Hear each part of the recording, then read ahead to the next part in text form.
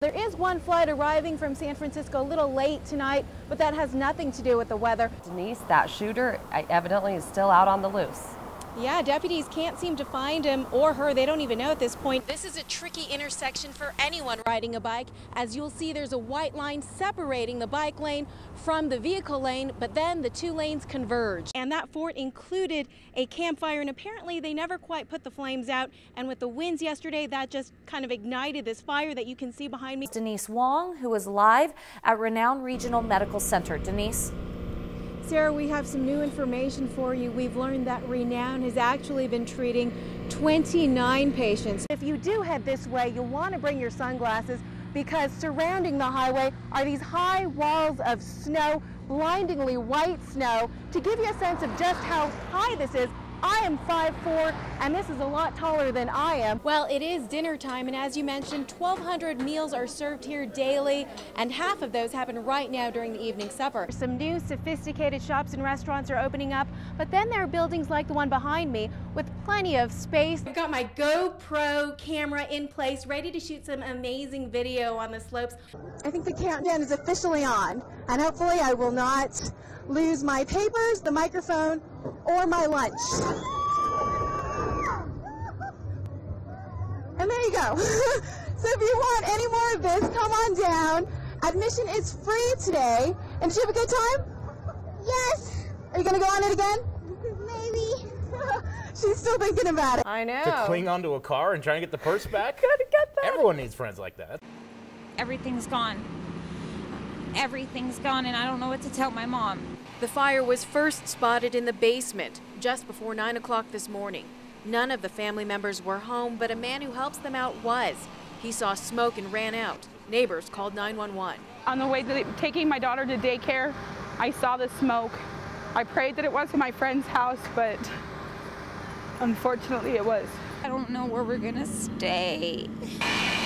21 firefighters sawing through walls and breaking down windows, trying to save the house Teresa Gerardo and her two sisters grew up in.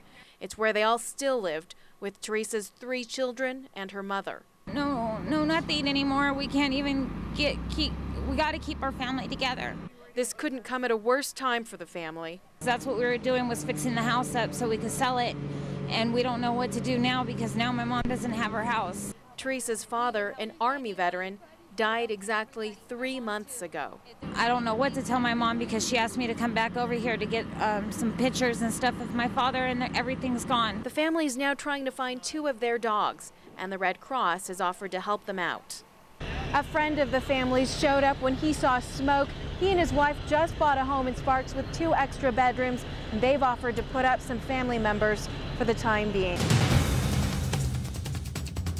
A Carson City man, apparently with some mental issues, grabbed a version of an AK-47 and opened fire inside a Carson City IHOP. We continue to follow this developing story involving that massacre in Carson City. KOLO 8 News Now's Denise Wong continues our coverage tonight. She's outside the IHOP with more on what we know about this shooter. Denise?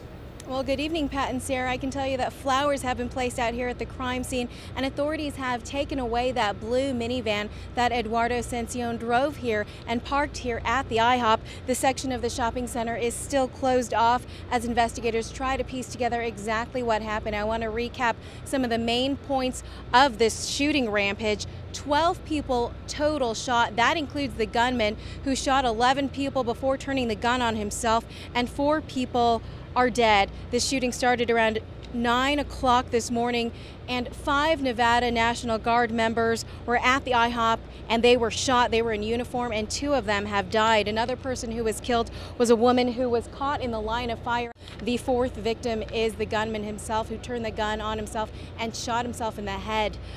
We are still waiting to find out the identities of the victims. We've heard that the earliest we may learn this is tomorrow. Authorities still trying to figure out how Ascension got those 3 guns that he brought here to the IHOP, apparently only using that version of an AK-47 in this shooting rampage. But the big question here remains, why? A lot of people in Carson City just blown away by this, because this is the kind of violence that does not happen in Carson City. You're darn tootin' we're over the snow here in Truckee. Everybody's a little bit, shall we say, frazzled. and cold after dealing with a series of storms that hasn't let up.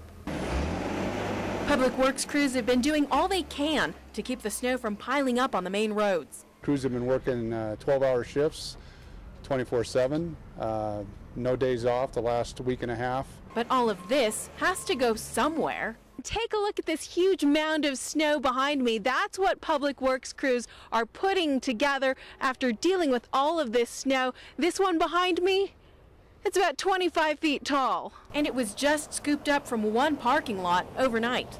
We are running out of nooks and crannies for snow. But not everyone's sick of this. Because it's beautiful out. Snowing, it's white, it's cold. I'm really excited that it's snowing. We had a dry spell a while back, so all the skiers and snowboarders are pretty stoked about all the powder. If they can get to the resorts. You guys going to ski? Yeah. Okay. Can't do it, guys. Caltrans workers were stopping vehicles on I-80 West this morning near exit 190, telling drivers they had to turn back around towards Reno. No Lake Tahoe, and they couldn't even get to Truckee unless they live or work there. Shut down, only people going through are locals and employees. But for people who do live in Truckee, they're getting ready for more of this. In Truckee, Denise Wong, KOLO 8 News Now.